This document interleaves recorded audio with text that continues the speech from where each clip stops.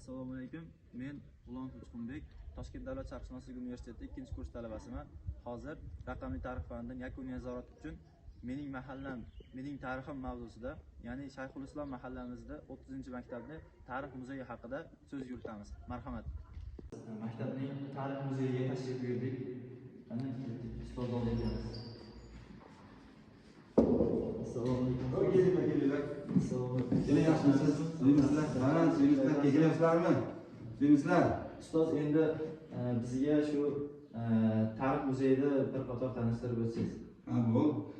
Bu tarix muzeyimiz bu boshlanishi 2019-yil malaka oshirishga borganimizda shu yerda muzeyga jo'natdi. Shu yerga borganimda xodimlarga o'quvchilarni ham olib kelishimiz kerak ekan degan fikr uyg'ondida, keyin kelib turib o'quvchilarni muzeyga olib bordim. Muzeyga olib borganimdan keyin o'quvchilarimiz aytdiki, "Domla," dedi, "mana narsalar bizlarda uyda ham bor," dedi. O'quvchilarda. Degandan keyin menda uyg'onish boshladi. To'xta, odamlarda bor ekan dedim. Keyin keldimda direktor bilan gaplashdim, shunaqa muzey qiladigan bo'lsam, shunga bir xona ajratib beralasizmi desam, keyin mana shu xonani ajratib berdi. Avvalga qo'rqdim buni to'ldirishga. U katta-yu bu xona. Katta-yu qanday to'ldiraman dedim. Keyin ha to'ldirasiz endi dedik. Bo'pti, men boshladim. Avvaliga ikkita eksponat qildik. Sekin yillardan beri, o'sha 19-yil boshlangan bo'lsa, 19-yildan beri mana 5 yil, 6 yil o'tibdiki, mana shu narsalarga erishdik. Mana bu yerda endi asosan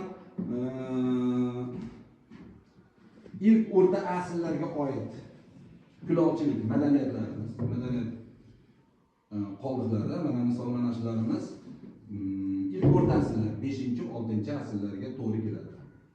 Mana shular shu ota-bobolarimiz o'sha davrlarda ishlatib foydalanishgan. Mana ularimiz ham keyingi 18-19-asrga oid yodgorliklar.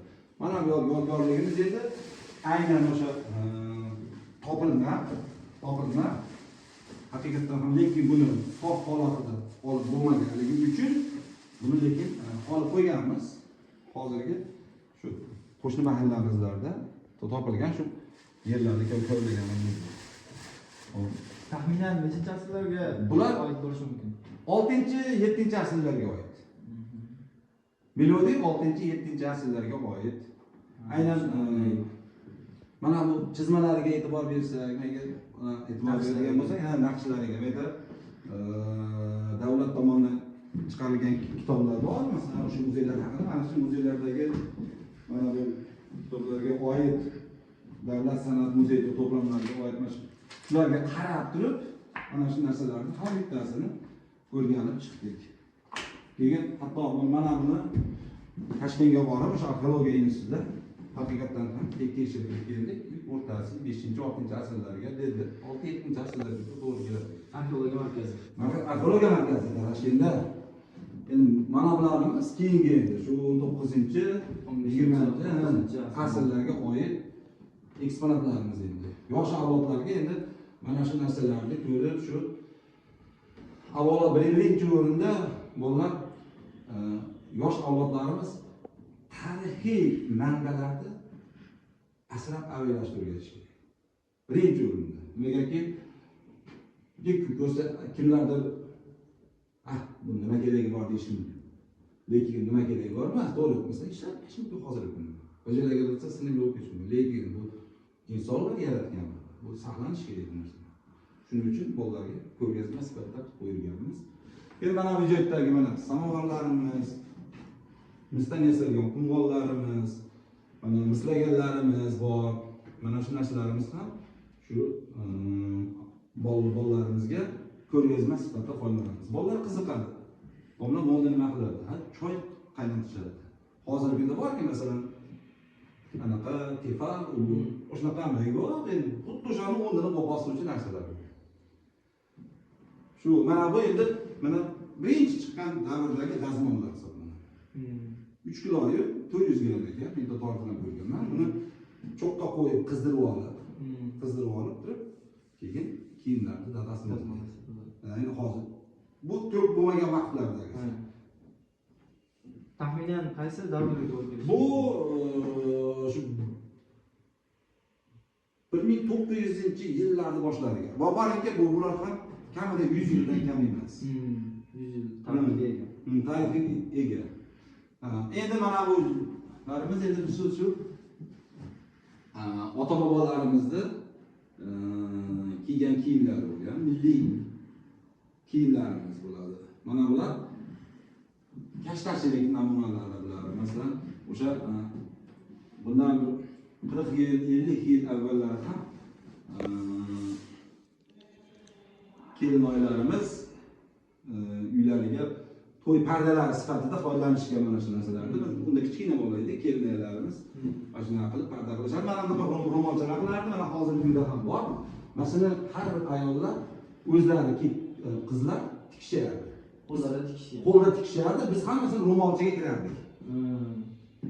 Yangi kelinchalar oldiga ro'molcha bering desak, bizga mana shunaqa olib berishadi. Bu ham mana biz o'zimizdan kelgan bo'lsak, yarim asrlik tarixga ega bo'lgan narsalar. Endi mana bu yerda biz numizmatika mana shu davrlardagi pullarni olganmiz. Mana tangalar, mana bu so'm pullarimizni olib qo'yganmiz. Mana shu narsalar. Endi bular O'zbekiston mustaqilligigacha. Yo'q, bular ham mustaqillikgacha bo'lgan. Mana bundan keyin mana mustaqillik birinchi o'sha so'm kuponi, undan keyingi 50 so'mlik, 100 so'mlik, 200 so'mlik, 500 so'mlik Bular tangalar. Bular o'sha hozirgi kunda to'g'ri qadimiylar emas, juda qadimiylar emas, lekin hozirgi har bir davlatlardan aydan topilgan tangalardan terib qo'yganmiz, lekin bu butun tarixga aylanadi bu. Endi bu joydagi eksponatlarimiz shu 80-90-yillarga oid. Masalan, televizorlarimiz mana PTK'larda bo'lardi, mana radiolarimiz bo'lardi. Mana bular ham. Endi lekin bular ham qadimiylashib boryapti. Hozir bolalar o'quvchilarimiz so'raydi, "Domla buni nima deydi?" Buni nima deydi? Kalkulyator. Buni nima? Magnitofon qanday eshitiladi? Mana hozirgi yosh avlod uchun bu narsalar ham bir tarix hisoblanadi. Endi mana bu joyda, mana bu joyimizda endi o'sha Ikkinchi jahon urushida qatnashgan shu mahallamizdan chiqqan ota-bobolarimizni burchagiga qilganmiz. Ulardan 19 nafar odam ketgan bo'lsa, 7 odam qaytib kelgan xolos. Mahallaga qaytib kelgan. Qaytib kelganlar, qolganlar vafot etdi. O'shada dondaraksiz yo'qolgan. Bu yerda 4 tasiniki xotira maydonida bor. Ular haqida ma'lumot bor, qachon va qayerda bo'lganligi, lekin qolganlariniki yo'q. Lekin shu odamlar ham shu yurtimizdan chiqqan fidoyi insonlar bo'lgan.